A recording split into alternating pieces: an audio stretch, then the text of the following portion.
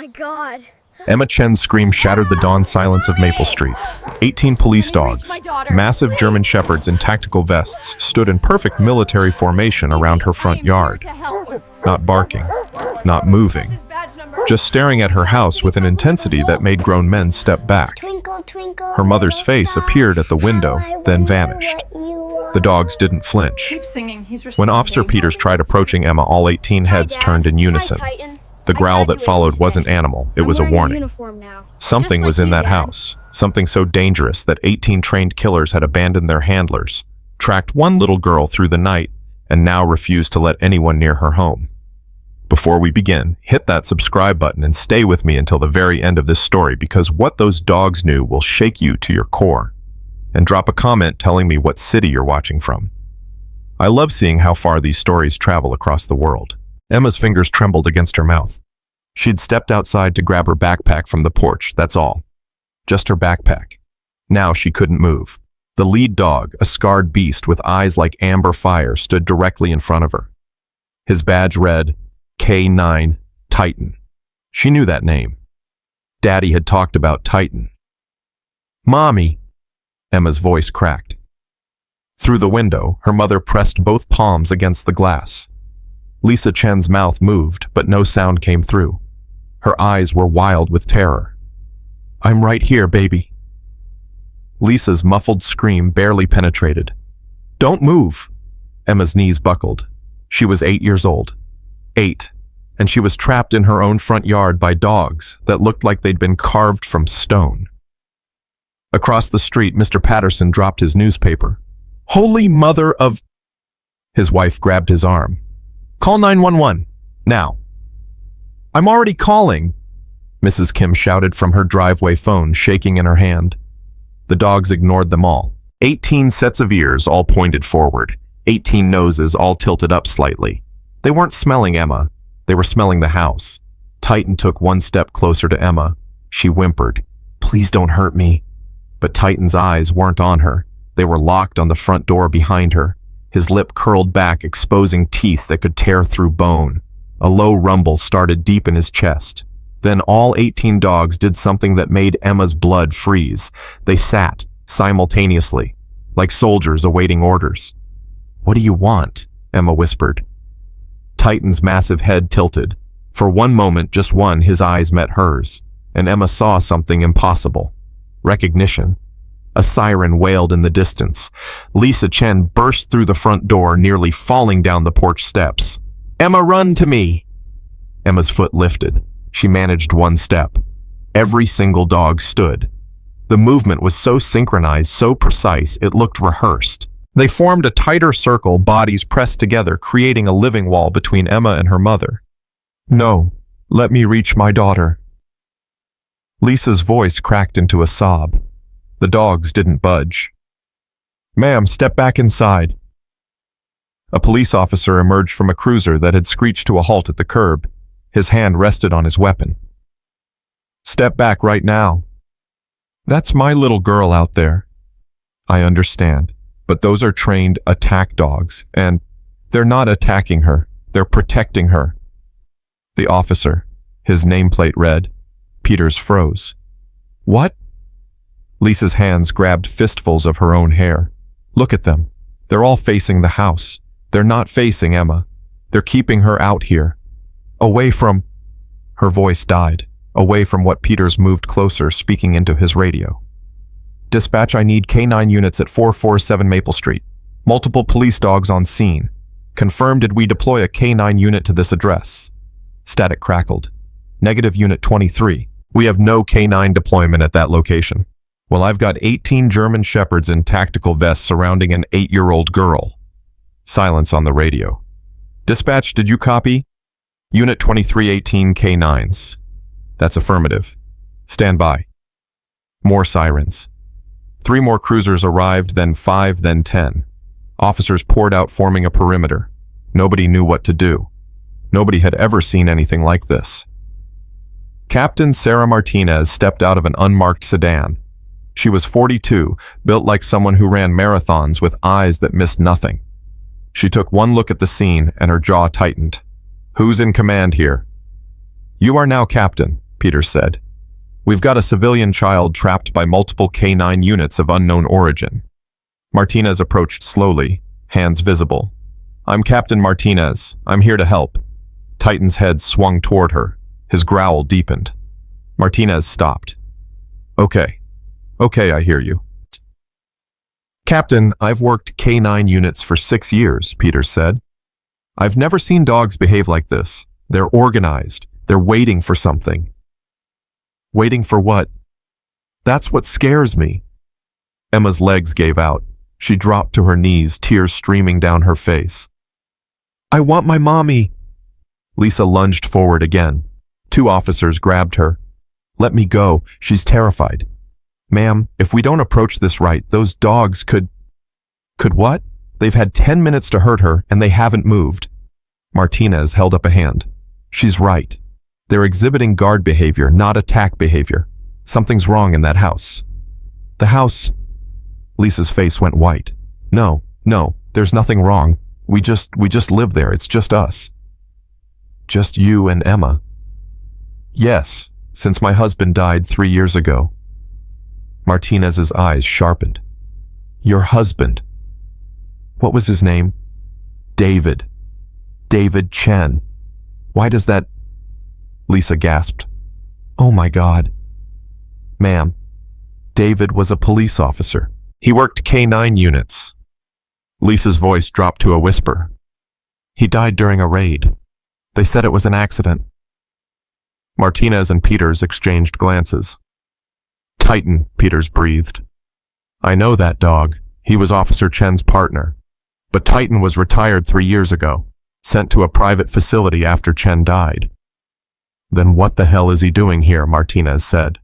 As if answering, Titan barked. Once, sharp as a gunshot. Emma screamed. All 18 dogs turned toward the house and barked in unison. The sound was deafening. Windows rattled. Car alarms triggered. The entire neighborhood shook. Then silence. What was that? An officer whispered. Martinez pulled out her phone, dialing rapidly. This is Captain Martinez. I need K9 records for Officer David Chen, deceased 3 years ago. I need them now. She waited, eyes never leaving the dogs. Yes, I'll hold. No, I don't care if it's archived. Pull it. Emma sobbed quietly, her small body shaking. Titan moved then just slightly. He positioned himself directly between Emma and the house. His body language was unmistakable. He was protecting her from something inside. Captain, I've got something, Peter said, studying his phone. There's a news article from 3 years ago. Officer David Chen was investigating an illegal dogfighting ring. He died during a raid on an industrial complex. Officials ruled it accidental structural collapse. Let me see that. Martinez scanned the article. Her face hardened. The raid recovered 14 dogs, all severely abused, all scheduled for euthanasia due to aggressive behavior. Scheduled. Were they actually euthanized? Doesn't say. Peters pulled up another page. Captain, look at this. A private rescue organization petitioned to save the dogs. The petition was denied, but there's no record of the euthanasia being carried out. Someone hid them, Martinez said, for 3 years until now. A K9 truck arrived. A man in his 60s stepped out, weathered face, military posture, eyes that had seen too much. His jacket read Animal Control Specialist, J. Reed. I'm James Reed, he announced. Someone want to tell me why 18 police dogs just showed up on my tracking system. Your tracking system, Martinez asked. Reed pointed at the dogs. Those aren't active-duty K9s. Those are ghosts. Dogs that officially don't exist anymore. His eyes found Titan. Hello, old friend. Titan's tail moved. Just once.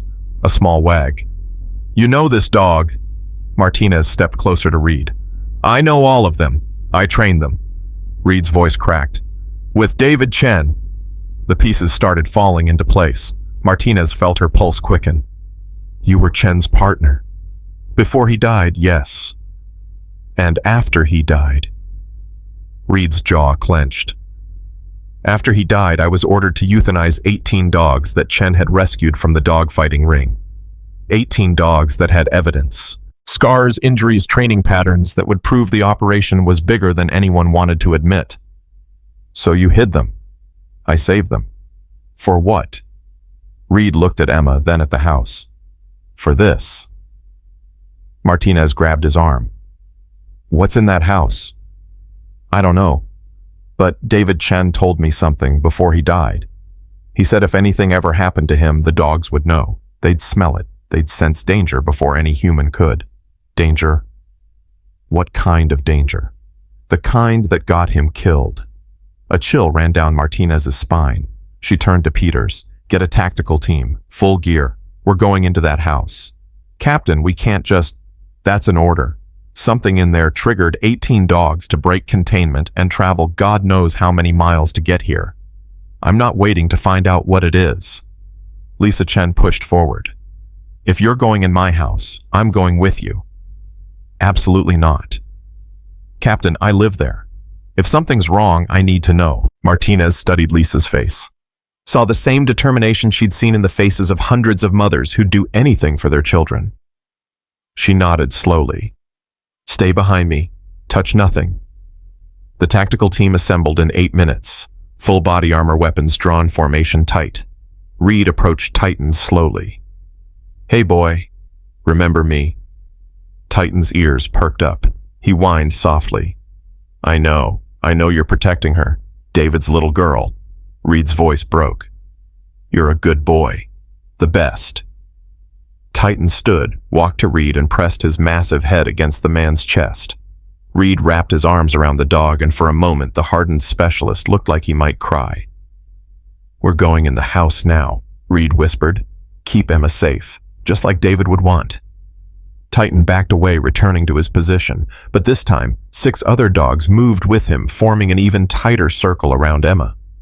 They're allowing us passage, Reed said, but they're keeping her protected. Martinez led the team forward. Each step felt heavy wrong. The front door was unlocked. It swung open with a long creak. The living room looked normal. Couch TV, family photos on the wall, Emma's toys scattered across the carpet. Clear, one officer called. They moved to the kitchen. Clear. Dining room clear. Bathroom clear. There's nothing here, Captain, Peters said. But Martinez's instincts screamed otherwise. Check everything. Floors, walls, ceilings. Lisa stood in the doorway, shaking. I don't understand. There's nothing wrong. We just live here. An officer knelt by the fireplace. Captain, there's something here. Everyone converged. The officer pointed to the brick hearth. These bricks are newer than the others. See, different color. Martinez's heart pounded. Open it. They pulled at the bricks. One came loose, then another. Behind them, a hollow space. Inside the hollow space was a metal box. Don't open it, Reed shouted from the doorway. David used those boxes for evidence. If it's sealed for a reason. Martinez carefully lifted the box. It was heavy, locked with a combination. On the lid engraved David Chen badge 4739. Lisa gasped. That's his badge number. Did he leave you the combination? No, I didn't even know this was here. Martinez turned the box over. On the bottom, scratched in hasty letters, if found, protect Emma. The room went silent. He knew, Reed said quietly. He knew someone would come for this. Come for what? Evidence. Whatever's in that box got David killed. Reed's eyes were dark with old pain. And now whoever killed him knows Emma lives here. As if on cue, Titan's bark exploded from outside. Not a warning bark, a threat bark. Martinez ran to the window. Her blood froze. A black SUV had pulled up across the street. Tinted windows. No plates. Just sitting there, engine running. Get Emma inside. Now. But the dogs had already moved. They'd formed 3 layers around Emma, an impenetrable fortress of fur, muscle, and loyalty. Titan stood at the front hackles, raised, every tooth visible. The SUV's door started to open. 18 dogs began to growl. The sound was primordial, terrifying. It vibrated through the ground, through the air, through every person's chest. The door closed. The SUV drove away. But everyone knew. This wasn't over. This was just beginning. Martinez held up the metal box.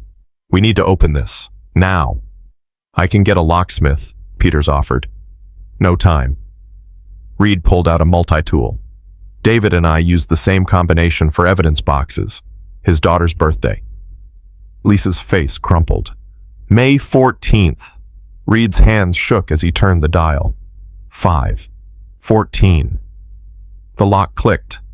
Inside the box, a USB drive, a notebook, and photographs. Dozens of photographs. Dog fights, yes, but not just dogs. People. Wealthy people in expensive suits placing bets, shaking hands. And in the center of one photograph, clear as day, City Council member Richard Wolf. "Oh my God," Martinez breathed. Reed flipped through the notebook. David Chen's handwriting covered every page. Names, dates, locations, transactions. Evidence of a criminal empire that used dogfighting as a front for something much worse. The last entry dated the day before Chen died. "They know I have this. They'll come for me. If you're reading this, I'm already gone. Protect Emma. They'll use her to get to the evidence. The dogs will know. The dogs will remember. Trust Titan. He'll come when she needs him most." Martinez looked out the window at Titan still standing guard over Emma. He knew 3 years ago that this moment would come. "What do we do?" Lisa asked, voice hollow. "We keep Emma safe. We expose every single person in these photographs. And we make sure David Chen didn't die for nothing." Outside, Emma finally spoke. Her voice was small but steady. "Titan, did my daddy send you?" Titan walked to her slowly, carefully. He laid down beside her, resting his massive head on her lap. For the first time since the siege began, Emma stopped crying. She stroked Titan's scarred fur. "Thank you for coming," she whispered. "I miss him so much." Titan's eyes closed. His tail thumped once against the ground. In that moment, every officer, every neighbor, every person watching understood. This wasn't random. This wasn't coincidence. This was David Chen's final act of love. A protection that reached beyond death, beyond time, beyond anything they thought possible. And somewhere in the city, Richard Wolf was making a phone call. His voice tight with rage. "I thought you said the evidence was destroyed." "We thought it was." "Then why did 18 dogs just show up at Chen's house?" "I don't know." "Find out, and make sure that little girl doesn't see her next birthday." The call ended. The war had begun. The metal box sat on Captain Martinez's desk like a bomb. Reed stood beside her, hands braced on the table, staring at the photographs spread before them. Lisa Chen sat in the corner, Emma curled in her lap, finally asleep after 3 hours of terror. "We need to move them," Martinez said quietly. "Safe house, tonight." "They won't go willingly," Reed replied. "And the dogs won't let them go alone." "Then the dogs come too." Peters appeared in the doorway, face grim. "Captain, we've got a problem. That black SUV, it circled the block 4 times in the last hour. Different vehicles each time, but same pattern. They're watching the house." Martinez's jaw tightened. "How many officers do we have on site?" 12. Plus the K9 units are still there. All 18. They haven't moved from their positions. "They won't," Reed said. "Not until the threat is gone."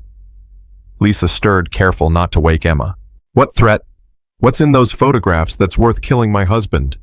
Worth threatening my daughter?" Martinez picked up the notebook, flipping to a page marked with David Chen's urgent handwriting. "Your husband didn't just document a dog fighting ring. He documented a network. Councilmember Wolf, 3 judges, 4 police captains, 2 state senators. They weren't just betting on dogs. They were using the fights as meeting grounds for something bigger. What could be bigger than that? Money laundering, contract killings, political blackmail." Martinez's voice dropped. "Your husband stumbled onto evidence that could bring down half the city's leadership. And they killed him for it." "Yes." The word hung in the air like smoke. Emma stirred in her mother's arms. Her eyes opened slowly, still heavy with exhaustion. "Mommy, I'm scared." "I know, baby, but you're safe now." "Are the dogs still outside?" "Yes." "Can I see Titan?" Martinez knelt beside them. "Emma, I need to ask you something. Did your daddy ever tell you about his work, about what he was investigating?" Emma nodded slowly. "He told me bedtime stories about brave dogs who protected people from bad men." What else did he say? He said if anything happened to him, the dogs would remember me. He said they'd come when I needed them most. Tears welled in Emma's eyes. I didn't believe him. I thought he was just telling stories. He wasn't, Reed said softly. Your father was the best handler I ever knew. Those dogs loved him, and they love you because you're his. Can I go see them? Martinez and Lisa exchanged glances. Emma, it's not safe outside right now. But they're waiting for me. I can feel it. Before anyone could stop her, Emma slipped from her mother's lap and walked to the window. Outside in the station's parking lot, all 18 dogs sat in perfect formation, waiting. Titan's head lifted. His eyes found Emma through the glass. He knows I'm here, Emma whispered. Martinez made a decision. All right, but we do this my way. Full security detail, and we're moving you to a safe house immediately after. They moved Emma outside with 8 officers forming a protective ring. The moment the station doors opened, Titan stood.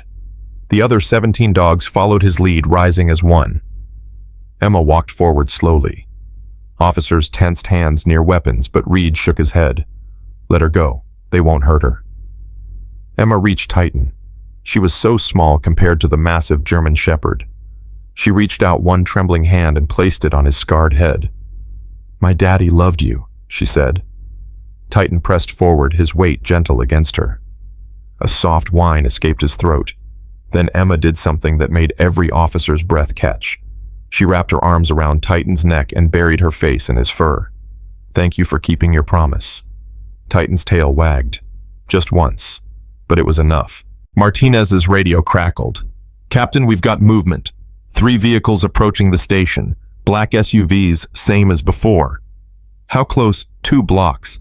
And Captain, they're not slowing down. Get Emma inside, now. Reed grabbed Emma, lifting her into his arms. The dogs erupted into motion, forming a moving barrier around them as they raced back toward the station. The SUVs screeched into the parking lot. Doors flew open. Men in dark suits emerged, but these weren't ordinary men. Their movements were too precise, too coordinated. Military contractors, Martinez breathed. Wolf-hired professionals. One man stepped forward, hands visible but posture threatening. Captain Martinez, we're here for the evidence recovered from the Chen residence. This is a police station. You have no authority here. We have all the authority we need. He held up a document.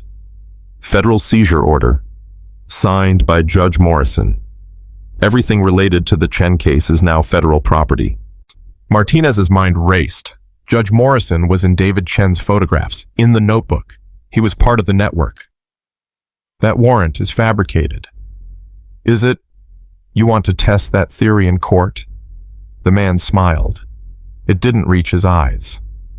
We'll also need to interview the child, Emma Chen. We have questions about her father's activities. She's 8 years old. Old enough to answer questions? Reed stepped forward, Emma still in his arms. You're not getting near this kid. Sir, interfering with a federal investigation is a felony. So is murder. And I'm betting if we dig into your background, we'll find connections to David Chen's death. The man's smile vanished. Careful with accusations, old man. 18 dogs began to growl. The sound was synchronized, building like a wave. Call off your dogs, the man said. They're not mine to call off, Reed replied. And they don't like you, neither do I. The standoff stretched. Tension coiled tight enough to snap. Martinez's phone buzzed. She glanced at the screen and her face went pale. We need to move, now. What is it? Peters asked. I just got a call from the district attorney. Judge Morrison issued an arrest warrant for Lisa Chen. Conspiracy to obstruct justice, destruction of evidence. That's insane. It's a trap. They want us to separate Emma from her mother, make her vulnerable. Lisa's face drained of color. They can't take my daughter. They won't, Martinez said, because we're leaving. Right now, all of us. The contractor stepped forward. You're not going anywhere. Martinez pulled her weapon. Every officer behind her did the same. Try stopping us. For 5 seconds, nobody moved. Nobody breathed. Then Titan barked. Once. Sharp. Final. All 18 dogs charged forward, not attacking, but advancing as a unified wall of fur and fangs. The contractors stumbled backward, reaching for weapons they couldn't legally draw in a police station parking lot. "Go!" Martinez shouted. Reed ran with Emma. Lisa was right behind them. Peters and 6 officers formed a protective convoy. The dogs maintained their barrier, keeping the contractors at bay without touching them.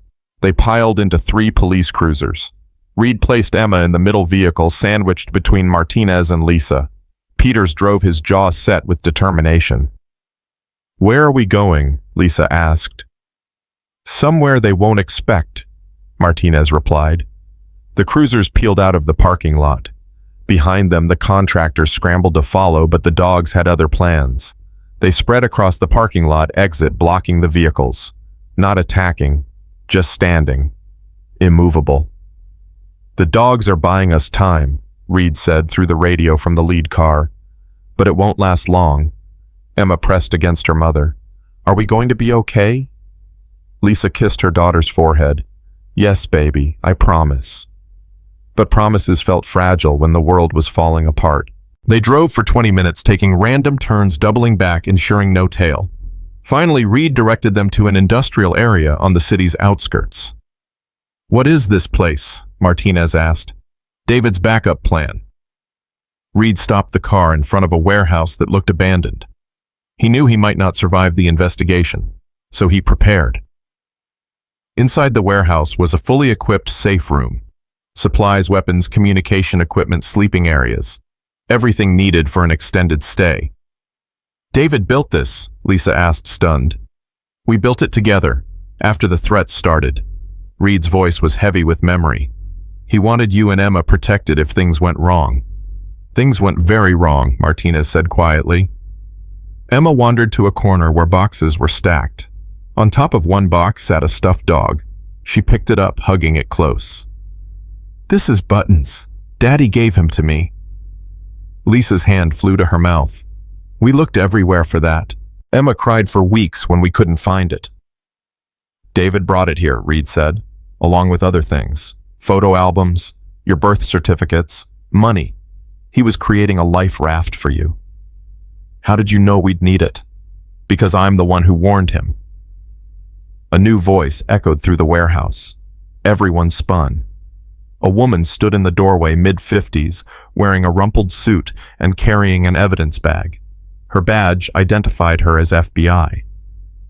"Special Agent Grace Thornton," she said. "I've been investigating Richard Wolfe for 4 years. David Chen was my confidential informant." Martinez's weapon was already drawn. "How did you find us?" "Same way you did. I've been tracking Reed's movements since David died. I knew eventually you'd lead me to the evidence." Thornton raised her hand slowly. "I'm not your enemy. I'm trying to finish what David started." "Why should we trust you?" "Because if I wanted you dead, you'd never have made it out of that parking lot." Thornton stepped forward carefully. "Those contractors, they answer to Wolfe, and Wolfe answers to people even more dangerous. The dogfighting ring was just the beginning. David uncovered a pipeline, drugs, weapons, human trafficking, all running through supposedly legitimate city contracts. That's why they killed him," Reed said. "He had proof. He had pieces, but he didn't have everything." Thornton looked at Emma. "His last message to me said the final piece was somewhere safe, somewhere only his daughter would know to look." Emma clutched Buttons tighter. "I don't know anything." "Maybe you do and don't realize it yet." Thornton knelt to Emma's level. "Your father loved puzzles. Did he ever give you puzzles?" Emma nodded slowly. "He made me treasure hunts for my birthday." "What kind of treasure?" "Little things, toys, candy. Once he hid a necklace that belonged to my grandma." "Do you remember where the treasures were hidden?" Emma thought hard. "Different places. Under my bed, in the garden, inside the—" She stopped. Her eyes went wide. "Inside Buttons." Lisa gasped. "Emma, what do you mean?" Emma turned the stuffed dog over. There was a seam along the back barely visible. With trembling fingers, she pulled at it. The stitching came loose. Inside was a second USB drive. "He put it in my toy," Emma whispered, "so I'd always have it safe." Thornton's hands shook as she reached for the drive. "This is it. This is what we need." "How do you know?" Martinez challenged. "Because David told me. His last words before the raid." Thornton's voice cracked. He said, "If I don't make it, tell Emma Buttons will keep her safe." I thought he meant the toy would comfort her, but he meant the truth was hidden inside, Reed finished. Martinez took the drive. "We need to see what's on this. Now." Reed set up a laptop. They plugged in the drive. It was password protected. "Try Emma's birthday," Lisa suggested. Reed typed, "Access denied." "Try David's badge number." "Access denied." "Try..." "Wait." Emma stepped forward. "Try Titan." Reed looked at her. "Why Titan?" "Because that's what Daddy called me. His little Titan. He said I was strong like his partner." Reed typed the name. The drive opened. Files flooded the screen. Videos, audio recordings, financial documents, photographs, everything David Chen had collected, everything that could destroy the entire criminal network. And in the center of one folder, a video file named, "If you're watching this, I'm gone." Martinez clicked it. David Chen's face appeared. He looked exhausted, haunted. "If you're seeing this, they got to me. I'm sorry, Lisa. I'm so sorry, Emma. I tried to do this quietly, tried to protect you. But they're too big, too connected." On screen, David's eyes welled with tears. "Emma, baby, I need you to be brave. The dogs will come. I promise they'll come. Titan knows your scent. He knows your voice. And he'll die before he lets anyone hurt you." Emma sobbed, reaching toward the screen. "Daddy." "I left enough evidence to put them all away. But you have to trust the right people. Not everyone wearing a badge is good. Not everyone outside the law is bad." David's voice strengthened. "Agent Thornton, if you're there, finish this. Make them pay for what they did to those dogs. To me. To every life they destroyed." The video ended. Silence filled the warehouse. Then Martinez's phone rang. She answered, her face hardening with each second. When she hung up, she looked at Thornton. "The contractors just raided Emma's school. They're looking for her." "They're panicking," Thornton said. "They know we have the evidence." "What do we do now?" "We go public, tonight. Every news station, every journalist, every social media platform. We release everything David collected before they can bury it." "They'll come after us," Reed warned. "They're already coming." Thornton began uploading files from the drive to her phone. "But once this is out, killing us won't stop the truth. It'll just prove we were right." A sound outside made everyone freeze, scratching at the warehouse door. Peters raised his weapon. "What was that?" The scratching came again, then a familiar bark. "Titan," Emma breathed. Reed opened the door carefully. All 18 dogs stood outside, panting, exhausted. They'd tracked Emma across the city. Through traffic, through chaos, through danger. Titan limped forward. Blood matted his fur along one side. "He's hurt," Emma cried. Reed examined the wound. "Bullet graze. Recent. They tried stopping the dogs from following us." "They failed," Martinez said softly. Emma dropped to her knees, hugging Titan. "You found me. You all found me." The dogs entered the warehouse, forming their protective circle around Emma once again. This time, nobody questioned it. Nobody doubted their purpose. "We should move soon," Thornton said, still uploading files. "Once this evidence goes live, Wolf will know exactly where we got it from. He'll send everything he has." "How long until the upload finishes?" 10 minutes. Peters checked his weapon. "That's 10 minutes we need to stay alive." The lights went out. Emergency power kicked in, casting everything in red. Through the windows, headlights approached. Lots of them. "They found us," Martinez said. Reed pulled Emma behind a metal crate. Lisa wrapped her arms around her daughter. The 18 dogs moved as one, positioning themselves between the warehouse entrance and Emma's hiding spot. "How many are there?" Peters asked. Martinez peered through a crack in the wall. At least 20 vehicles. Maybe 50 men. 50? Reed's face was grim. We can't fight 50. We don't have to fight them all. Thornton held up her phone.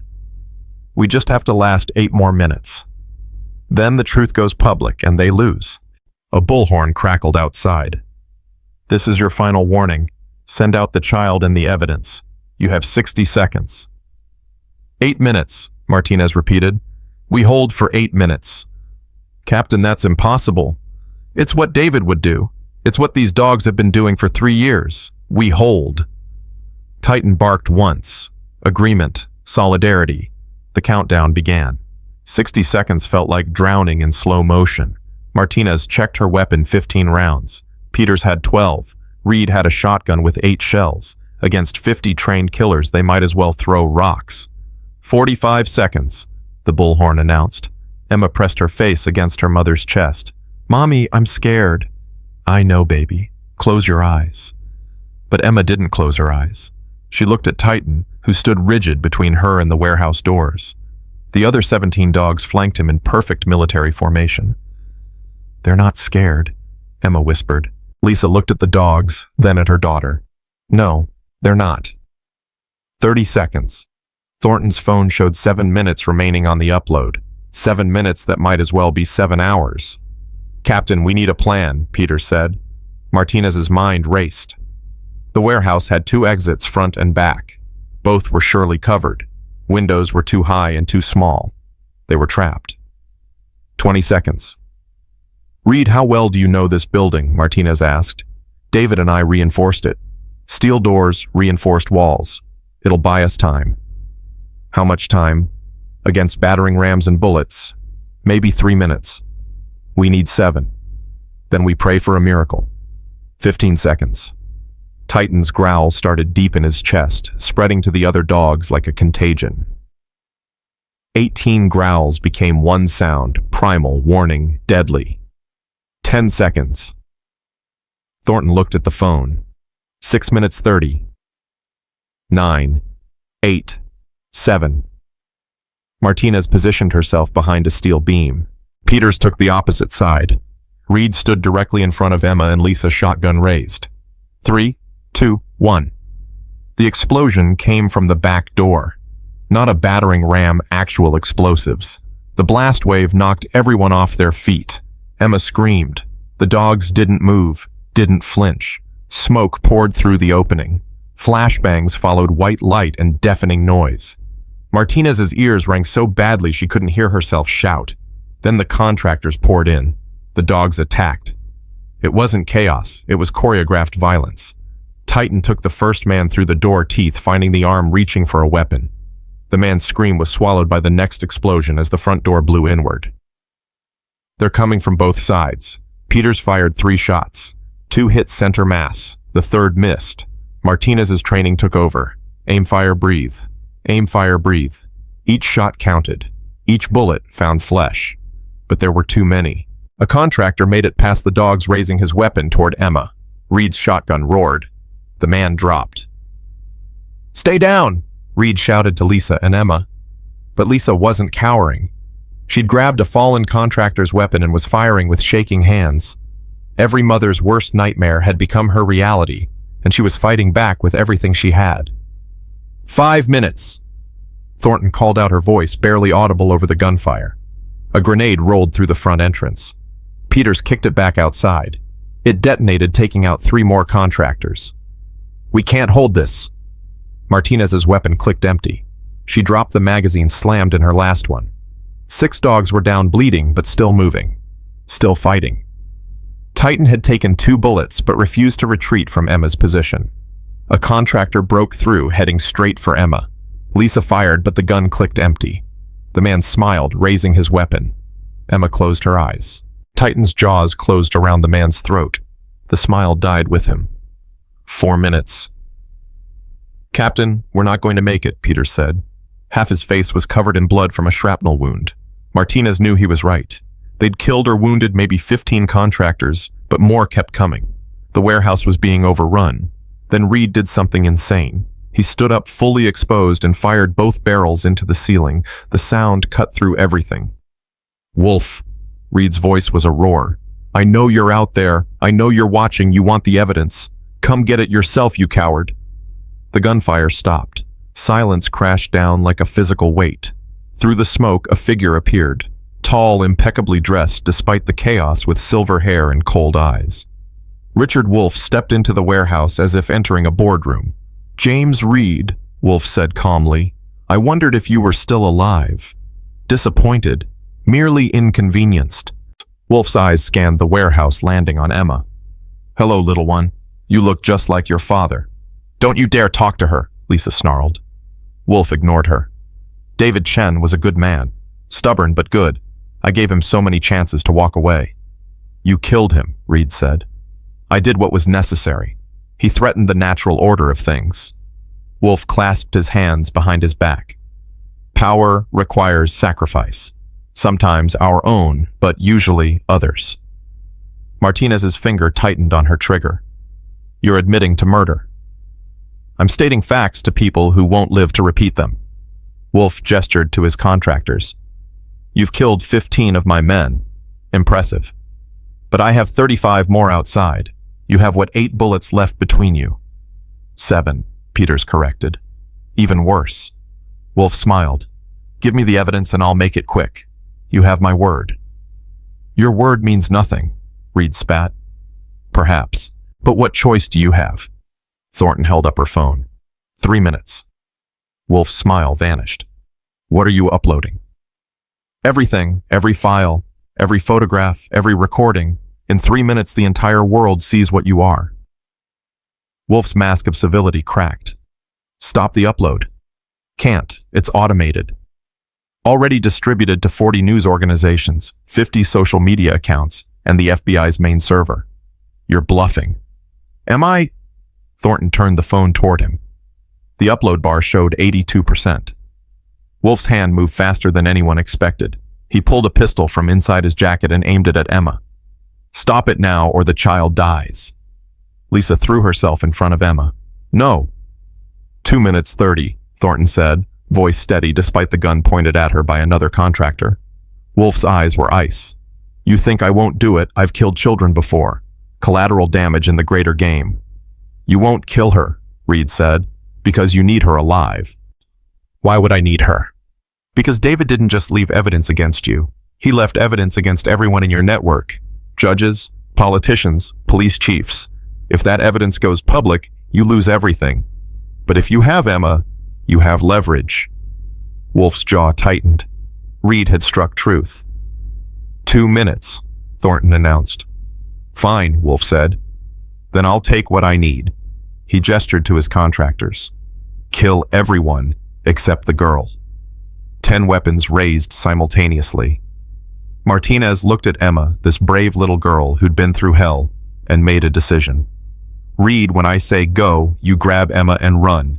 Don't look back. Don't stop." "Captain." "That's an order." 1 minute 30. The contractor's fingers moved to triggers. This was it. The end. Then Titan barked. Not a warning bark, a signal bark. From outside came a sound that made everyone freeze. More barking. Dozens of dogs. Hundreds of dogs. "What is that?" Wolfe demanded. Reed started laughing. Actual, genuine laughter. David's backup plan, the one even I didn't know about. The warehouse doors that were still standing burst open. Dogs poured in. Not police dogs, not attack dogs, but rescue dogs. Therapy dogs, service dogs, pets. Every dog that David Chen had ever saved, ever trained, ever helped in his 15-year career. And they brought their families with them. Behind the dogs came people. Owners, handlers, trainers, families whose lives David Chen had touched. They filled the warehouse entrance phones, raised recording everything. "What is this?" Wolfe's voice cracked. "This," Reed said, "is what happens when you kill a good man. His legacy comes back to haunt you." 1 minute, Thornton said. Wolfe's contractors looked at each other uncertain. They could kill cops and FBI agents in secret. but they couldn't massacre civilians on camera in front of 200 witnesses. "Stop them!" Wolf screamed. His men didn't move. Some started lowering their weapons. I said stop them. No. One contractor said, dropping his weapon completely. "I didn't sign up for this." "Coward!" 30 seconds! Wolf's hand shook with rage. He aimed his pistol at Thornton. "Stop that upload or I'll—" Titan moved. His wounded body launched across the warehouse with the last of his strength. Wolf fired. The bullet caught Titan in the shoulder, spinning him mid-air. But Titan's momentum carried him forward. His jaws closed on Wolf's arm. The pistol clattered away. 10 seconds, Thornton whispered. Emma broke free from her mother's grip. She ran to Titan, who'd collapsed, bleeding heavily. "No, Titan, no." 5 seconds. Wolf tried to stand, but 18 dogs surrounded him, growling. The civilian dogs joined them, creating a living prison. 3, 2, 1. Thornton's phone chimed. "Upload complete." The warehouse went silent except for Emma's sobbing. She cradled Titan's head in her small lap, her tears mixing with his blood. "You can't die," she begged. "Daddy sent you to protect me. You have to stay." Titan's tail moved weakly. His eyes found hers. "Please," Emma whispered. "I already lost Daddy. I can't lose you too." Martinez knelt beside them, pressing her hand to Titan's wound. "Peter's call for emergency vet services. Now. Captain, he's lost too much blood." "I don't care. Call them." Reed joined them, his old hands gentle on Titan's fur. "Hold on, boy. You've done it. You've kept your promise." "What promise?" Emma asked through tears. "To your father. The night before he died, David made Titan promise to protect you if anything happened. I watched him do it. Watched him look this dog in the eyes and say, 'Keep my little girl safe.'" Emma's face crumpled. "He did. He kept his promise." Titan's breathing slowed. His eyes began to close. "No!" Emma screamed. "Wake up! Please, wake up!" In that moment, something broke in everyone watching. Hardened cops cried. FBI agents wiped their eyes. Even some of the contractors looked away. Lisa pulled Emma close, both of them shaking with grief. Then Emma started singing, quietly, through her tears, a lullaby her father used to sing to her. Titan's ear twitched. "Keep singing, baby," Lisa urged. Emma's voice strengthened the melody filling the warehouse. It was off-key and broken by sobs, but it was full of love. Titan's eyes opened slightly. His tail moved again, stronger this time. "He's responding," Martinez said. "Keep going, Emma." Emma sang louder, her small hands stroking Titan's scarred face. The other dogs began to howl, not in sadness, but in harmony. A tribute to their fallen leader, a prayer for his survival. Sirens approached. Real sirens this time. Police ambulances, fire trucks. The upload had worked. The world now knew the truth, and help was coming. Wolf struggled against the dogs surrounding him. "You think you've won. You've just declared war on people who own this city." "Not anymore," Thornton said. She held up her phone, showing news alerts flooding the screen. "City Council demanding your resignation. FBI issuing warrants. 3 judges just turned themselves in. Your empire is falling, Wolf." "This isn't over." "Yes," Martinez said coldly. "It is." Federal agents stormed the warehouse, weapons drawn. They arrested Wolf and his remaining contractors, while media helicopters circled overhead, broadcasting everything live. A veterinary team rushed to Titan, immediately starting treatment. "He's critical but stable. We need to get him to surgery now." "I'm coming with him," Emma said, not asking telling. "Baby, you can't," Lisa started. "He saved me. I'm staying with him." The vet looked at Martinez, who nodded. "Let her go." They loaded Titan onto a stretcher. Emma held his paw the entire way to the ambulance, still singing her father's lullaby. As they pulled away, Reed turned to Martinez. "You realize what we just did, right? We survived. We did more than that. We exposed the biggest corruption network in the city's history. We proved David Chen was right about everything, and we kept his daughter alive." Martinez watched the ambulance disappear. Will it be enough? It has to be. But they both knew it wasn't over. Wolf was just one piece of a larger puzzle. The upload had revealed connections stretching beyond the city, beyond the state. This was bigger than any of them had realized. Lisa approached them, her face exhausted. "What happens now?" "Now we finish it," Thornton said. She'd been on the phone for the last 10 minutes coordinating with FBI headquarters. David's evidence has triggered investigations in 6 states. Federal prosecutors are building cases against 47 people, but they need you and Emma to testify.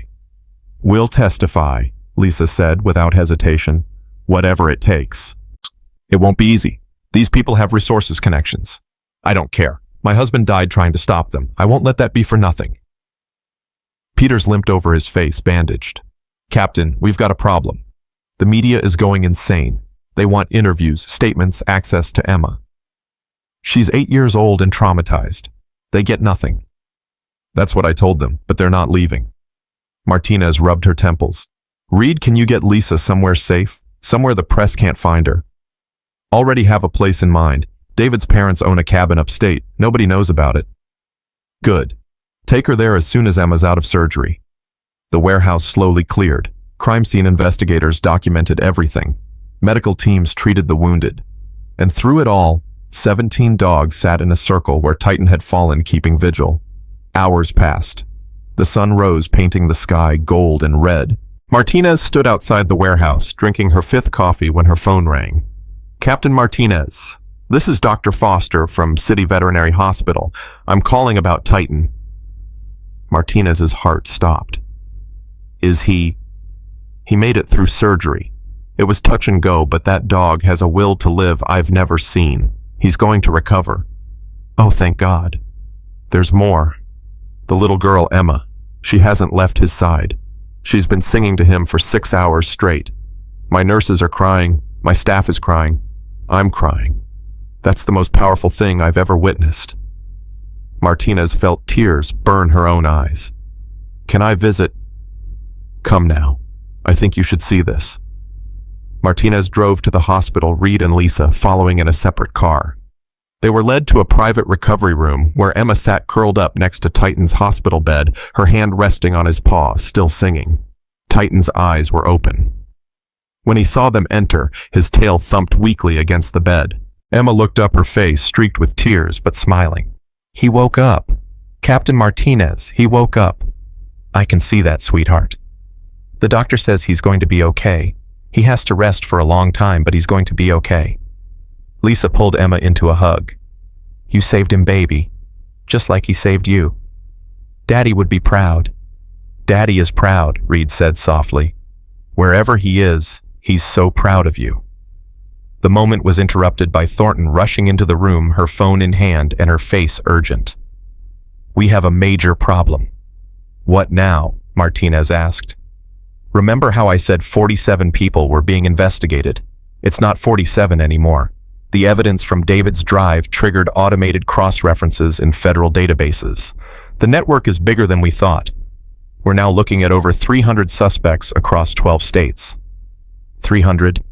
Judges, mayors, police chiefs, federal agents. This goes all the way to Washington." Thornton's voice dropped. "And they know Emma is the key to it all. She's David's daughter. She found the final evidence. She's become a symbol." "A symbol of what?" "Of everything they're afraid of. The truth. Justice. The fact that good people don't stay dead. They leave legacies that fight on." Martinez looked at Emma, this tiny girl who'd survived more in 48 hours than most people face in a lifetime. "What are you saying?" "I'm saying Emma Chen just became the most important witness in federal history, and the most wanted target." Outside the hospital, 3 more black SUVs pulled into the parking lot. But these weren't contractors. These were federal marshals sent to protect Emma from the storm that was coming. Because the war David Chen started was about to reach its final battle, and his daughter was standing right in the center of it. The federal marshals entered Titan's hospital room like they owned it. 6 men in dark suits, earpieces, weapons barely concealed. The lead marshal, a square-jawed man named Hutchins, flashed his credentials at Martinez. "We're taking custody of Emma Chen. Federal protective custody, non-negotiable." Lisa stepped in front of her daughter. "You're not taking her anywhere." "Ma'am, this isn't a request. Your daughter is a material witness in a federal investigation involving organized crime, corruption, and murder. We have orders to secure her immediately.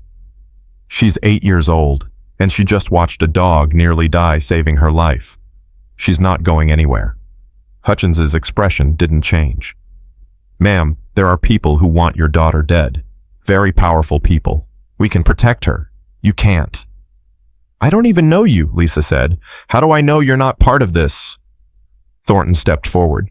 Because I vetted them personally. Hutchins is clean. His team is clean. I've worked with them before. Then why don't I trust them? Because you're a mother and your instincts are screaming at you. Thornton's voice softened. But Lisa, she's right. Emma needs protection we can't provide at a local level. Emma clutched Titan's paw tighter. I'm not leaving him. Sweetheart, the dog needs to recover, Hutchins said, attempting gentleness. We have a safe location with doctor's security. I said I'm not leaving him. Titan lifted his head despite the pain, a low growl building in his throat. The other 17 dogs who'd been lying quietly in the hallway all stood simultaneously. Hutchins' hand moved toward his weapon. Ma'am, control your daughter before this situation escalates. She's not mine to control, Lisa said. She's 8, but she's been through more than you have in your entire career, so maybe you should listen to what she's saying. Reed moved beside Lisa's shotgun still in his hands. Nobody had asked him to surrender it. The girl stays with the dog. You want her protected? We'll do it here. That's not protocol. Protocol doesn't work when half the people enforcing it are corrupt. Reed's eyes were hard. David Chen followed protocol. Look where that got him. Martinez's phone buzzed. She glanced at it and her face went pale. We've got incoming. Hospital security just flagged 3 suspicious vehicles in the parking garage. Black SUVs, tinted windows, no plates. How did they find us this fast? Peters asked. Thornton cursed under her breath. The network. Someone in federal law enforcement tipped them off. Hutchins grabbed his radio. All units, possible hostile approach. Secure all entrances now. But before anyone could move, the lights went out. Emergency generators kicked in, bathing everything in red.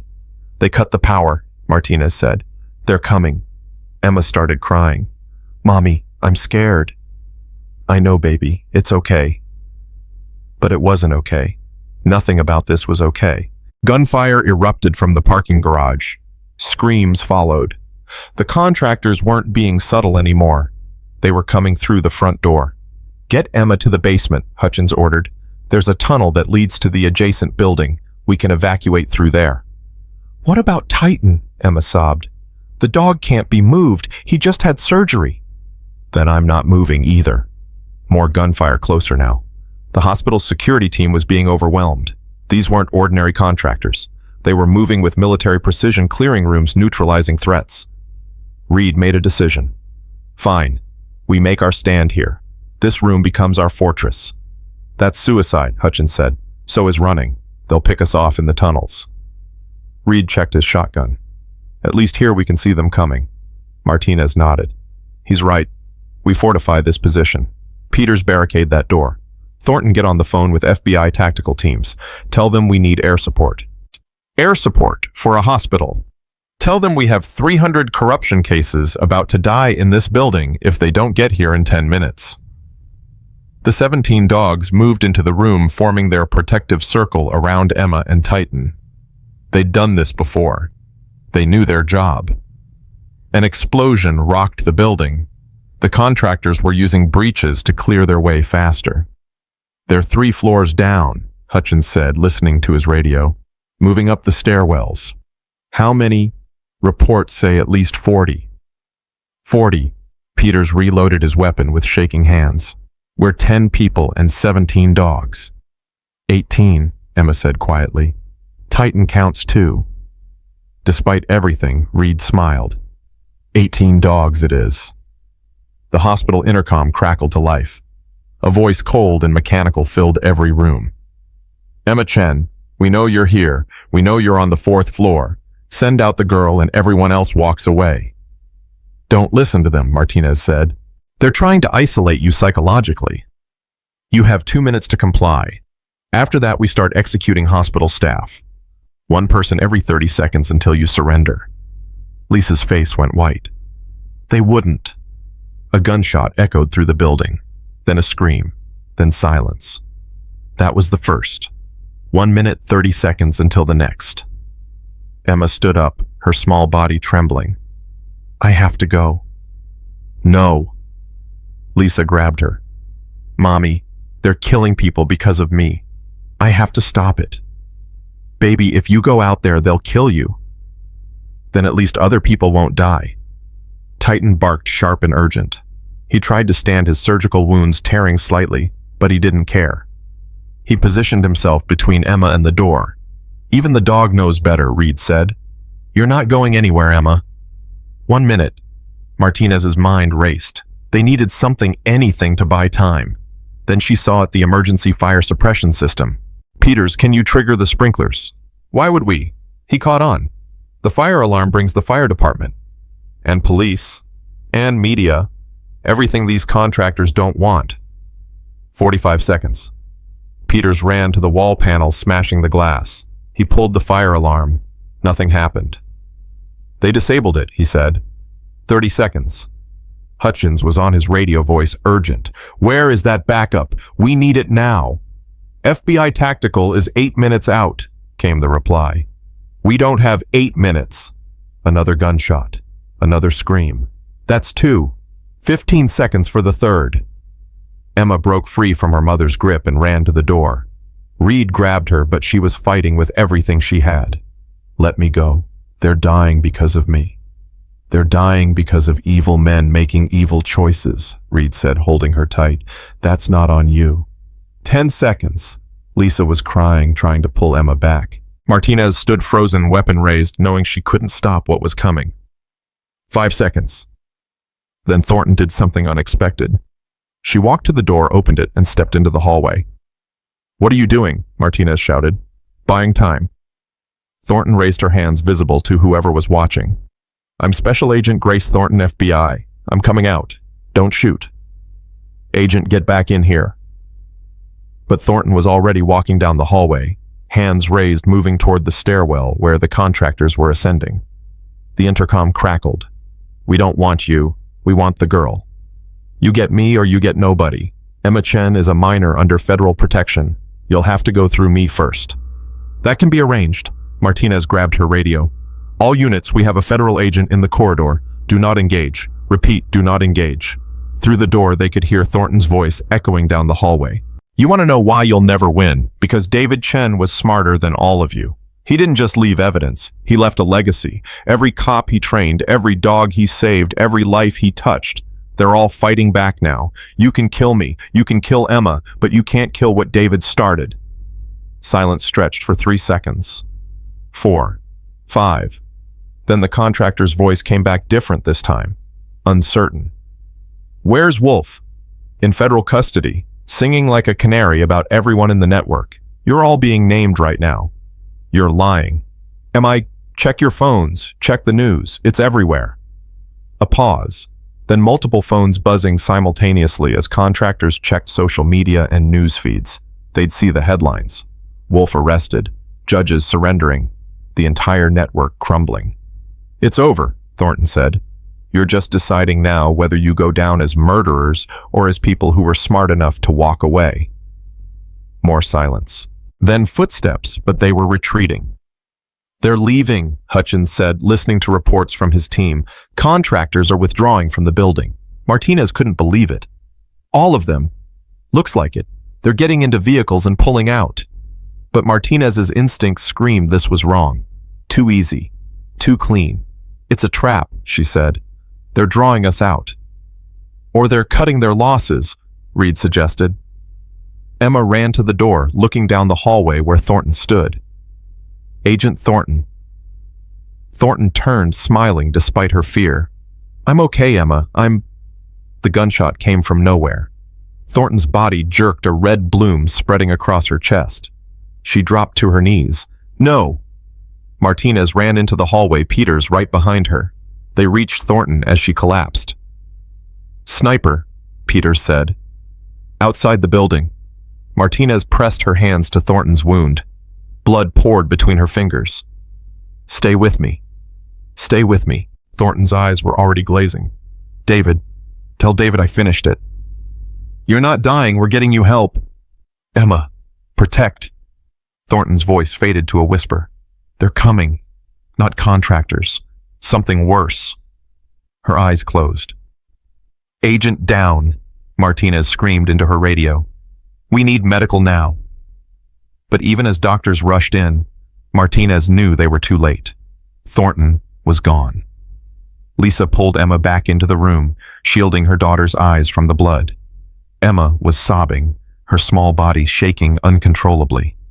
She saved us, Emma cried. She saved us and they killed her. Titan's howl filled the hospital, a mournful, ancient sound. The other 17 dogs joined in their voices, rising in tribute to a fallen warrior. Hutchins's face was stone. I'm calling in the National Guard. This has escalated beyond civilian law enforcement. They won't get here in time, Reed said quietly. She said something worse is coming. What could be worse than what we've already faced? The answer came 60 seconds later. Martinez's phone rang. Unknown number. Against her better judgment, she answered. Captain Martinez? The voice was cultured, educated, with an accent she couldn't place. My name is Victor Kozlov. You've never heard of me, and that's by design. Who are you? I'm the man Richard Wolf answered to. The man who built the network your agent Thornton just died trying to expose. Kozlov's voice was pleasant, almost friendly. I'm also the man who ordered David Chen's execution 3 years ago. Martinez's blood turned to ice. What do you want? I want my property returned. The evidence, the drives, the documents. Everything David stole from me. It's already public. We uploaded everything. You uploaded what you found. But David was clever. He hid something else. Something that would destroy not just my operations in your city, but operations in 17 countries. Kozlov paused. Kozlov. And little Emma knows where it is. She doesn't know anything. Oh, but she does. David told her. Not directly, he was too smart for that, but he left clues, puzzle pieces, the kind a loving father leaves for his daughter. Even if that's true, we'll never give her to you. I'm not asking. Kozlov's voice hardened. I'm giving you one final choice. Bring Emma to the hospital parking garage in 20 minutes. Come alone, or I will level that entire building with everyone inside. You're bluffing. Am I? Look out your window, Captain. 4th floor, east side. Martinez moved to the window. Her heart stopped. Across the street on a rooftop stood a man with a rocket launcher aimed directly at the hospital. That's one of 6 positions surrounding your location, Kozlov said. Each armed with enough firepower to collapse the building. I can activate them with a single phone call. You'd kill hundreds of innocent people. I've killed thousands. What's a few hundred more? Kozlov's tone became almost sympathetic. I don't want to, Captain. I'm not a monster. I'm a businessman. Give me what I want and everyone else lives. Except Emma. Perhaps. Perhaps not. That depends on how useful she proves to be. Martinez looked at Emma, who was holding Titan, both of them exhausted and terrified. She thought about David Chen, who died fighting men like Kozlov, about Thornton bleeding out in the hallway, about every life already lost. No, Martinez said. You're not getting her. Captain, you hear me? You're not getting her. Not today, not ever. You want to blow up this hospital. Do it. But that little girl represents everything you're afraid of. Hope. Justice. The fact that good people don't quit. Martinez's voice rose. So take your best shot, Kozlov, because we're not surrendering. Silence on the line. Then Kozlov laughed. Actually laughed. You have courage, Captain. Foolish courage, but courage nonetheless. His voice went cold. Very well. You've made your choice. 19 minutes now. At the end, everyone in that building dies, including you. The line went dead. Hutchins stared at Martinez. Did you just guarantee our deaths? Maybe. Or maybe I just bought us 20 minutes to find a way out. There is no way out. We're surrounded by snipers with rocket launchers. Reed was looking out the window, studying the positions. 6 launchers. That's 12 people minimum for operation, plus spotters, plus command. Say 20 people total. Against how many of us? Not enough. Emma stood up, her face streaked with tears, but her voice steady. My daddy left clues. Everyone turned to look at her. You heard that, Lisa asked. I heard everything. Emma walked to Titan, placing her hand on his head. Daddy used to give me treasure hunts. He'd hide things and give me riddles. The last one he gave me I never solved. What was the riddle? Martinez asked. He said, when Titan falls, look to the stars. When darkness comes, remember who you are. Emma's brow furrowed. I didn't understand it. I was only 5. Reed's eyes widened. When Titan falls, he wasn't talking about the dog dying. He was talking about the constellation. Titan is a moon of Saturn. What does that mean? It means look up. Reed moved to the window, tilting his head back. David was an astronomy nut. He used to take Emma stargazing. There are no stars. It's daytime. But there's something else. Reed pointed to the ceiling. Hospital buildings have observation decks, places for patients to look at the sky. If David hid something here, the roof, Martinez breathed. The evidence is on the roof. We don't have time to search an entire roof, Hutchins protested. We don't have to search. Emma pulled something from her pocket. A small key on a chain around her neck. Daddy gave me this before he died. He said to keep it always. That when I needed to remember who I am, this would show me. The key had numbers engraved on it. 4739. His badge number, Lisa whispered. And coordinates, Reed added. 4th floor section, 7 unit 39. Peters checked a hospital map. 4th floor section 7 is the East Wing observation deck. Unit 39 would be a storage locker, Hutchins finished, for maintenance equipment. They had 16 minutes. Martinez made a decision. Hutchins, take your team and secure the roof access. Peters, Reed, you're with me. Lisa, Emma, stay with Titan and the dogs. I'm coming, Emma said. Absolutely not. It's my daddy's treasure hunt. I have to finish it. Lisa grabbed Emma's shoulders.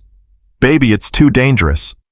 Everything's dangerous, Mommy, but Daddy left this for me. I have to see what it is. Martinez looked at the little girl who'd survived everything thrown at her and saw David Chen looking back. All right, but you stay between us at all times. They moved fast, taking the stairs instead of elevators. Hutchins' team cleared each landing, weapons ready. The hospital was chaos staff evacuating patient security, trying to maintain order, nobody knowing the building might explode in 14 minutes. They reached the 4th floor observation deck. It was empty except for a few chairs and telescopes for patient use. Storage lockers lined one wall. Unit 39, Peters said, finding it. Emma stepped forward with her key. Her hand shook as she inserted it. The lock clicked. Inside was a metal case identical to the one they'd found at Emma's house. But this one had no lock. It opened easily. Inside were 3 things: another USB drive, a letter addressed to Emma, and a small photo of David Chen holding baby Emma under a starry sky. Emma picked up the photo, tears streaming. I remember this. He took me camping when I was little. Open the letter, Martinez urged. We're at 12 minutes. Emma's hands trembled as she unfolded the paper. Her lips moved as she read silently. Then her face crumpled. He knew, she sobbed. He knew they were going to kill him. He wrote this the day before he died. Lisa hugged her daughter. What does it say? Emma read aloud through tears. My dearest Emma, if you're reading this, I'm gone. I'm sorry I won't be there to see you grow up, but I need you to be brave. The evidence on this drive contains everything needed to stop bad people from hurting anyone else. Give it to someone you trust, someone who will fight for what's right. And remember, I'm always with you. In Titan's loyalty, in your mother's love, in every good choice you make. You're my little Titan. Be strong, be brave, be you. I love you forever, Daddy. The room was silent except for Emma's crying. Reed picked up the USB drive. This is it. This is what Kozlov wants. What do we do with it? Peters asked. Martinez checked her watch. We've got 10 minutes before this building explodes. We need to get everyone out and upload this drive before what? A new voice. Cold. Accented. They spun around.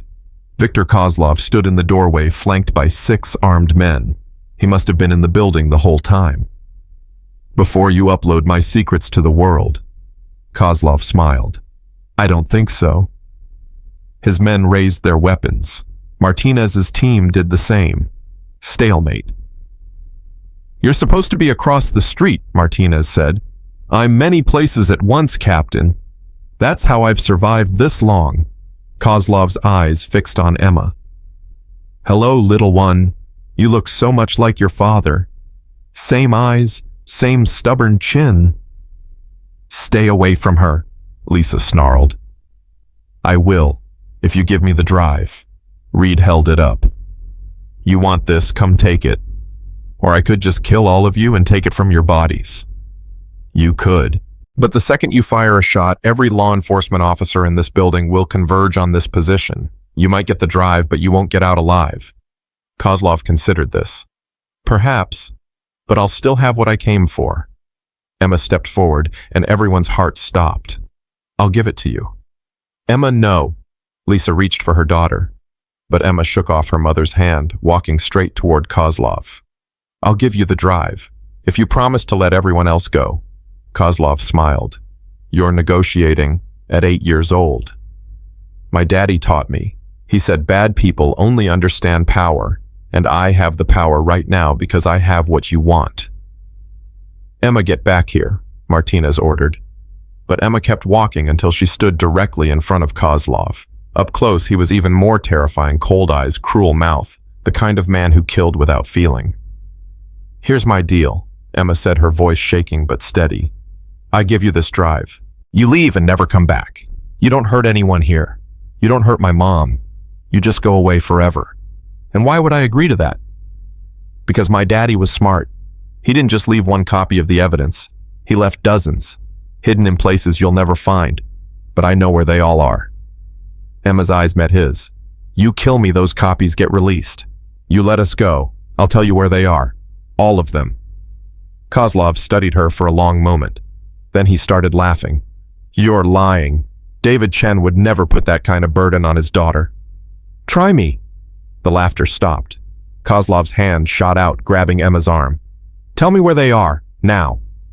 Let her go, Lisa screamed. 18 dogs burst onto the observation deck. They'd followed Emma's scent, broken through a barricaded door, and now stood between her and Kozlov.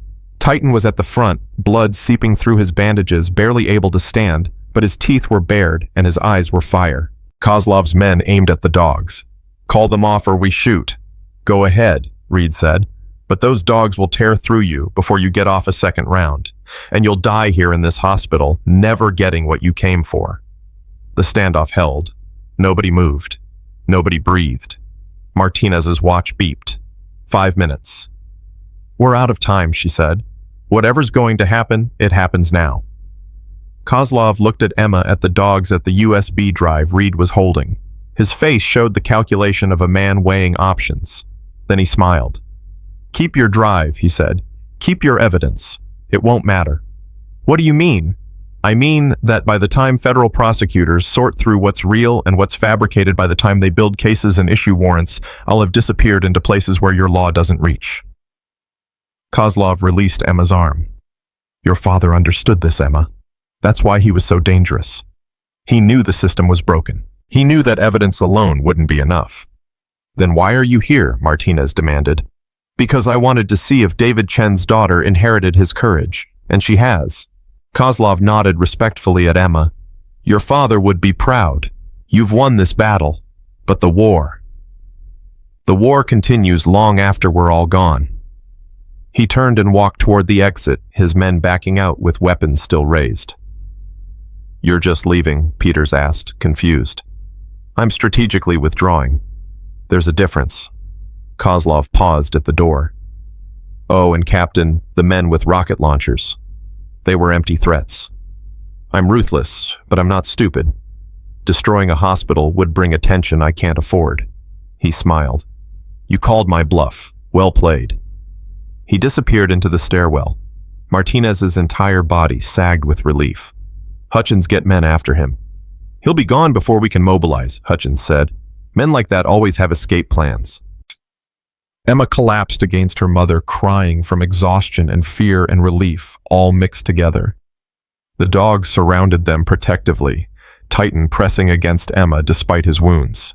Reed held up the USB drive. We still need to upload this. Do it, Martinez said. End this once and for all. They set up a laptop right there on the observation deck.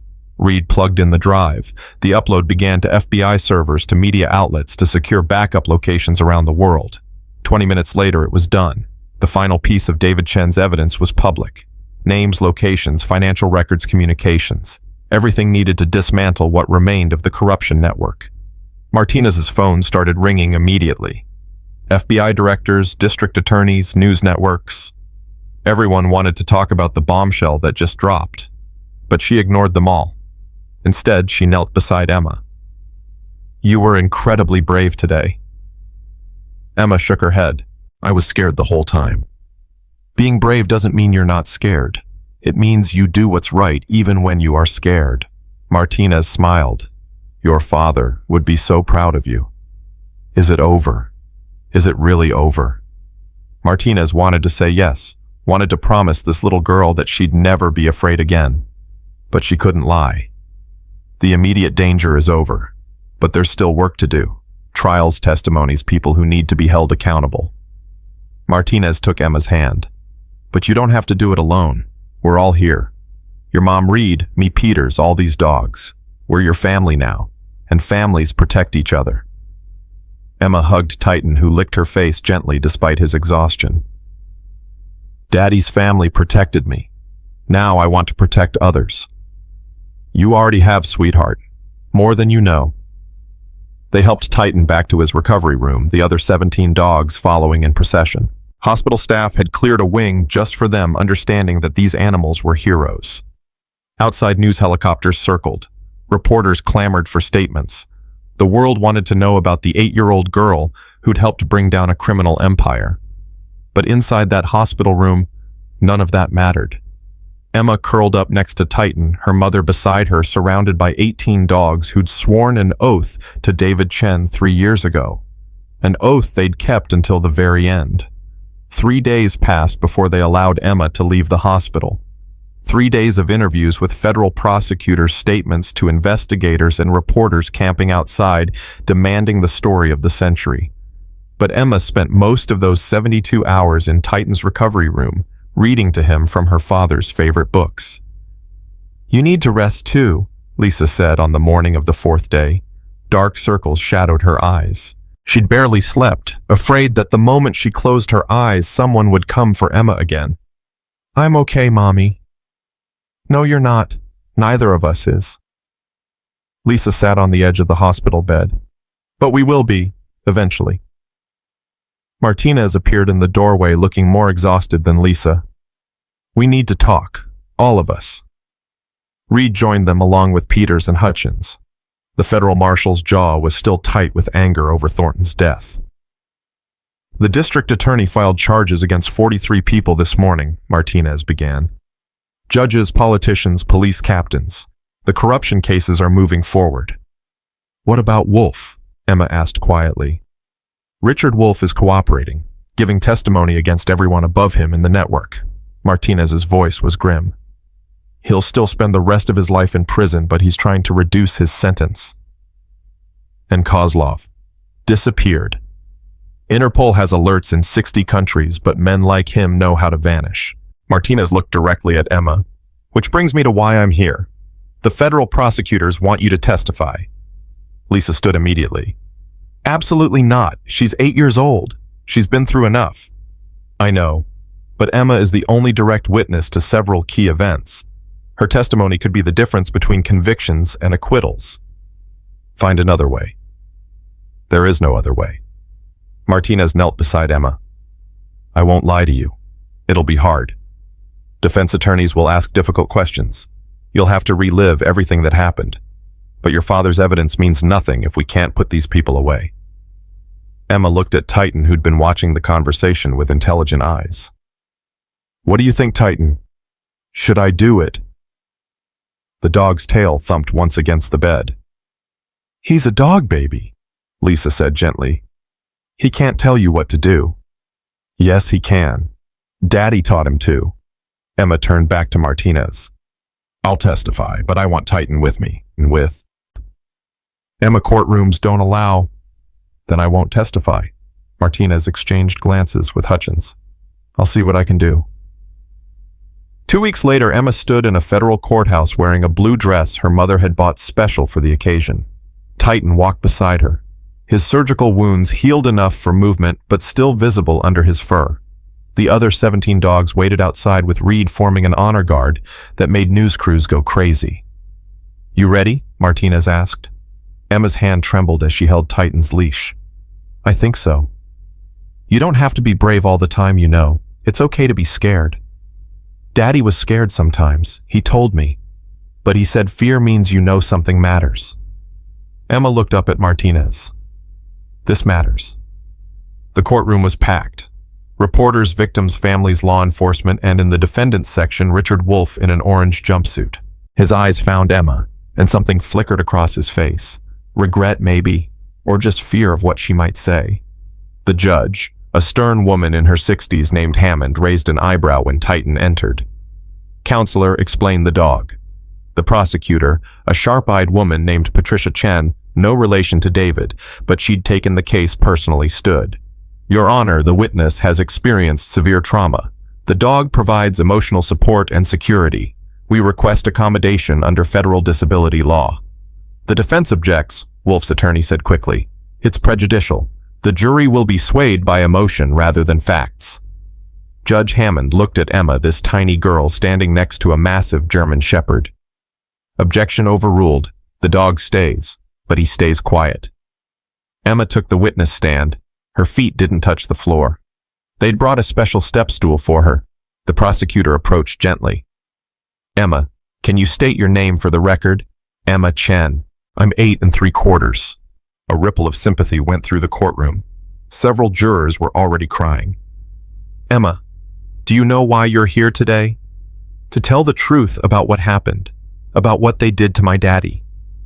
"And who is they?" Emma pointed at Wolfe. "Him, and the other bad men who killed my father because he was trying to help dogs." Objection, speculation. "I'll allow it," Judge Hammond said. "Continue." For the next hour, Emma recounted everything. Finding the evidence in her house, the 18 dogs surrounding her, the attack at the warehouse, Agent Thornton's death. Her voice shook sometimes, and twice she had to stop to cry, but she never wavered on the facts. Wolfe's attorney approached for cross-examination.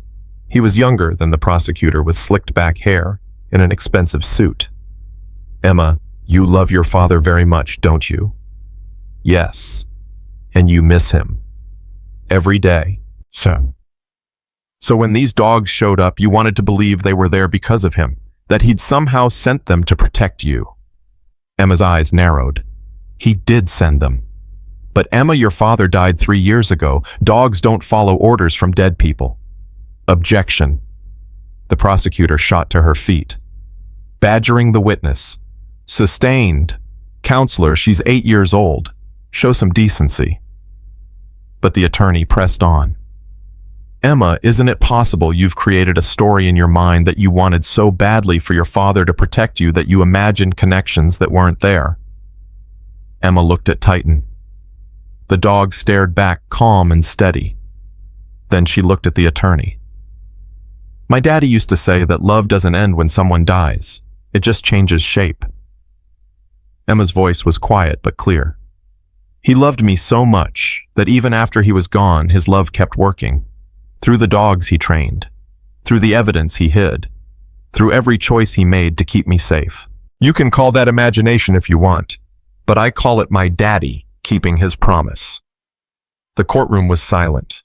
3 jurors were openly sobbing. Even Judge Hammond had to clear her throat. The attorney tried a different approach. "These dogs, they're trained to attack, aren't they? They're trained to protect. By biting people. By being aggressive. By being brave. There's a difference. Are you saying my client deserves to be attacked by dogs? Emma tilted her head, thinking. I'm saying my daddy taught those dogs to know the difference between good people and bad people. And they knew exactly what your client was. Objection. Overruled. The witness may answer. I already did, Emma said simply. The defense attorney sat down, knowing he'd lost. You can't win against an 8-year-old telling the truth. Emma testified in 3 more trials over the next month. Each time she was stronger, clearer, more confident. Titan was beside her for every word, and his presence seemed to give her courage she didn't know she had. 38 convictions came from those trials. Lives ruined, careers destroyed, a network dismantled. All because one little girl refused to let her father's death be meaningless. But the victory came with a price. 6 months after the first trial, Lisa sat Emma down for a serious conversation. Baby, we need to talk about what happens now. What do you mean? The media won't leave us alone. Reporters follow us everywhere. People recognize you at the grocery store. It's not safe and it's not fair to you. Emma's stomach dropped. We're leaving. We're moving. Somewhere quieter. Somewhere you can be a kid instead of a symbol. Lisa took Emma's hands. Somewhere the 3 of us can heal. 3. You, me, and Titan. Lisa smiled through tears. The doctors cleared him. He's ours now if we want him. Emma threw her arms around her mother. Yes, yes, I want him. They moved to a small town 3 hours north, a place where nobody knew their faces or their story.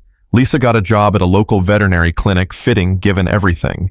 Emma enrolled in a new school under a different name just for privacy. Titan lived with them, sleeping in Emma's room, walking her to school every morning.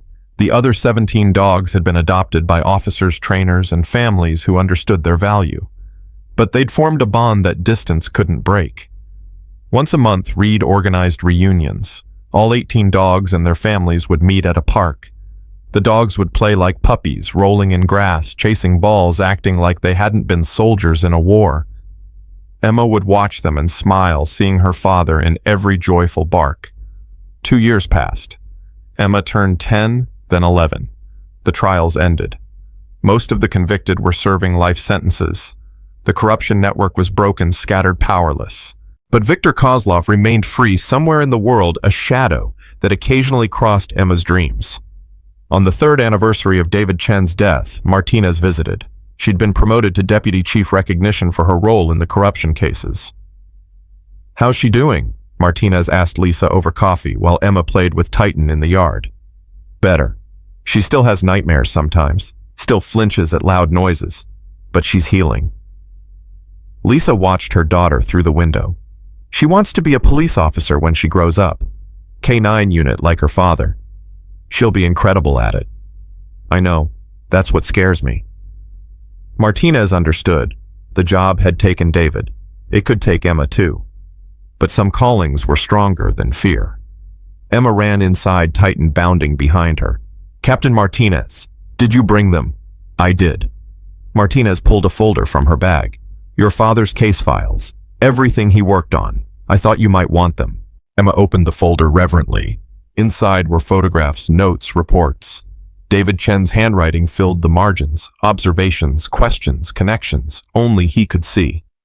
He was so smart, Emma whispered. He was, and so are you. Martinez pulled out one more item. David Chen's badge. The department wanted you to have this, officially retired in honor of his service. Emma held the badge like it was made of glass.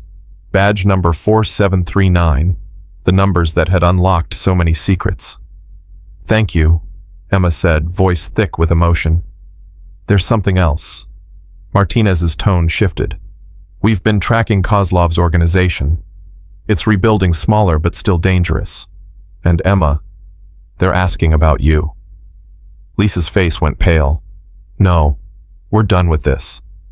I'm not saying you're in immediate danger, but you should know. They see Emma as a threat. As long as she's alive, she's a reminder of their failure. So what do?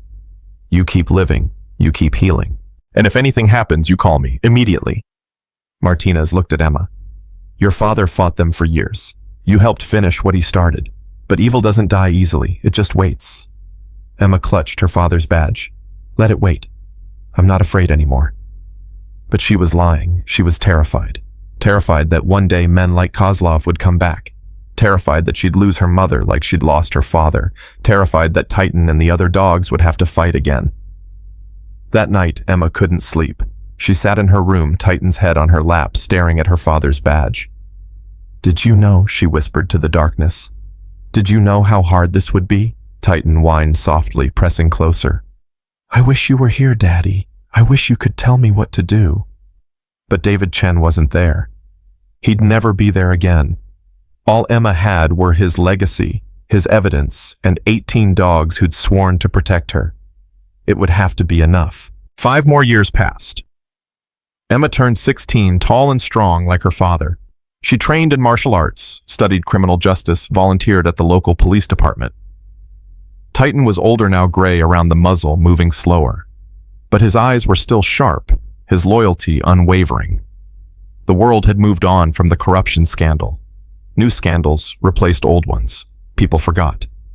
But Emma never forgot. On her 16th birthday, Reed called with news. They found Kozlov. Emma's heart stopped. Where? Prague. Interpol has him in custody. Extradition hearings start next month. Will he come back here?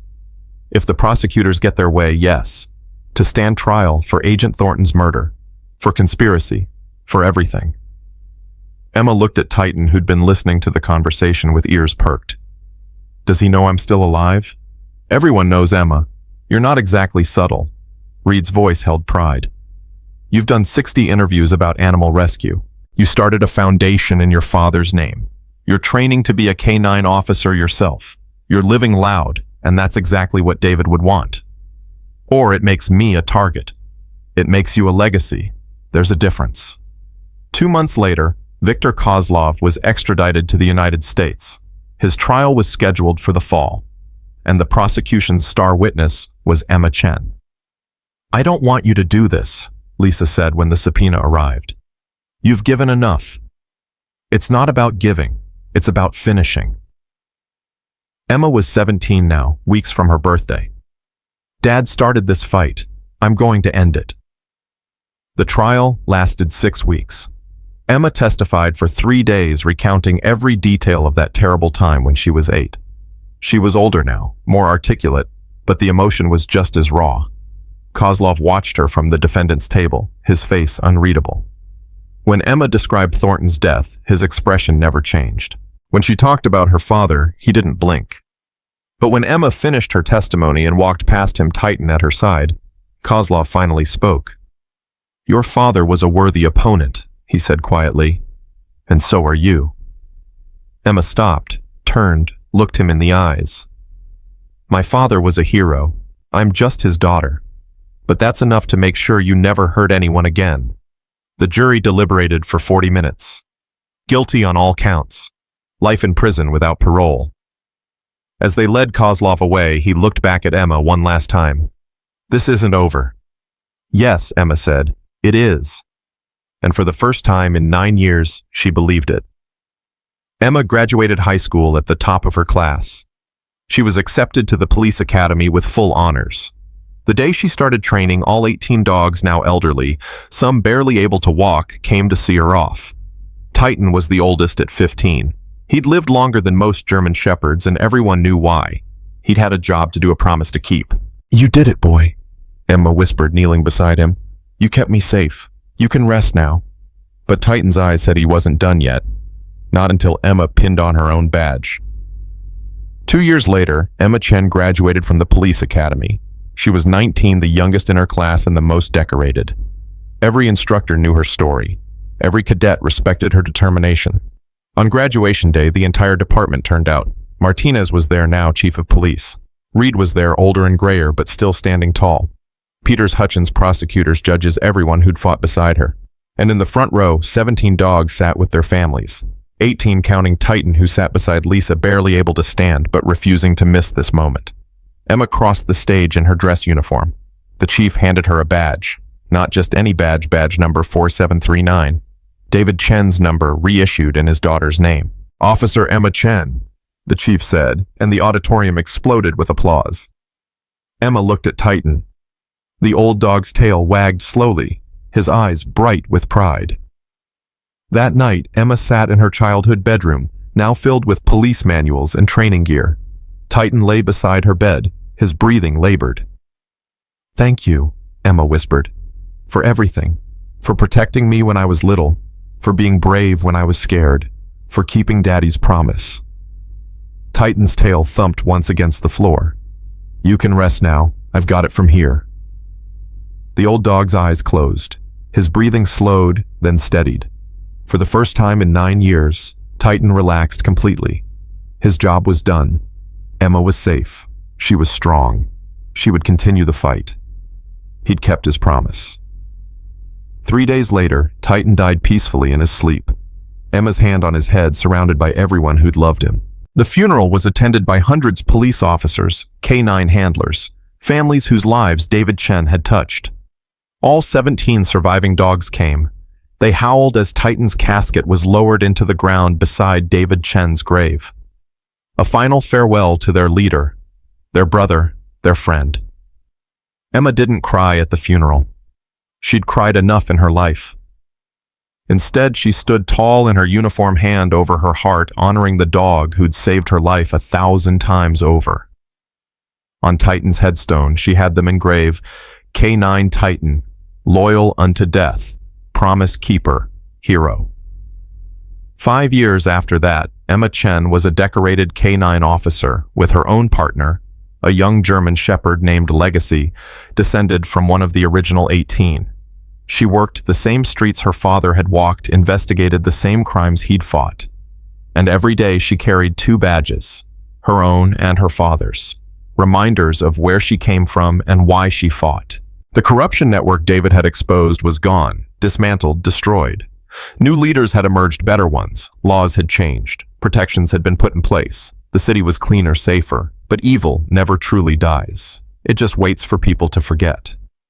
Emma made sure nobody forgot. She started a foundation, Chen's Guardians, that rescued abused dogs and trained them for police work.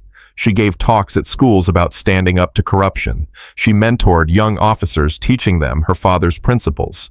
And every year on the anniversary of that day when 18 dogs surrounded a terrified 8-year-old girl, Emma returned to Maple Street. She'd stand in the yard where it all began, Legacy beside her, and remember the fear, remember the courage, remember the love that transcended death. On her 30th birthday, Emma received a letter, no return address, postmarked from somewhere in Eastern Europe. She opened it carefully, half expecting a threat. Inside was a single sentence in elegant handwriting. "Your father would be proud." It was signed with a simple K. Kozlov. Still alive in some maximum security prison, still watching, still remembering the little girl who'd helped destroy his empire. Emma smiled, crumpled the letter, and threw it away. Let him watch. Let him remember. Let him spend every day knowing he'd been beaten by an 8-year-old girl and 18 loyal dogs. That evening, Emma visited the cemetery. 2 graves side by side, David Chen and Titan. She placed flowers on both, then sat in the grass between them. "I got another letter from Kozlov," she said quietly. "He says you'd be proud, Dad. I think he's right. I hope he's right." The wind rustled through the trees, carrying the scent of flowers and grass and memory. "I'm getting married next year. Captain Martinez is walking me down the aisle since you can't be there. Her husband's a good man. You'd like him." Emma wiped away tears. "I wish you could meet him. Wish you could see what I've become." Legacy laid down beside her, head on her lap, patient and understanding. "I'm thinking about adopting a dog from the shelter. A kid whose life is chaos and needs something solid to hold on to. Because that's what you did, isn't it? You gave me something solid. A legacy worth fighting for." Emma stood, brushing grass from her uniform. "I love you, Dad. I love you, Titan. Thank you for teaching me that protection isn't just about being strong. It's about being present, being loyal, being willing to stand between the people you love and the darkness that wants to hurt them." She walked back to her patrol car, Legacy trotting beside her. The radio crackled with a call, domestic disturbance, possible abuse case, young child involved. Emma picked up the radio. Unit 4739 responding. Badge number 4739. David Chen's number. Emma's number. A legacy passed down through blood and courage, and 18 dogs who'd refused to let that legacy die. As she drove toward the call toward another child who needed protection, Emma smiled. Her father had fought his war. Titan had kept his promise, and now it was her turn to be the shield between innocence and evil. The work was never finished. The fight was never over. But that was okay. Because some legacies weren't meant to end, they were meant to continue, generation after generation, carried forward by people who understood that love doesn't die when someone does. It transforms into protection, into purpose, into a promise kept across time and death and distance. And Emma Chen, daughter of heroes, guardian of the innocent keeper of promises, understood that better than anyone. She'd learned it from the best teachers imaginable. A father who'd given everything for justice, and 18 dogs who'd proven that loyalty was stronger than death itself.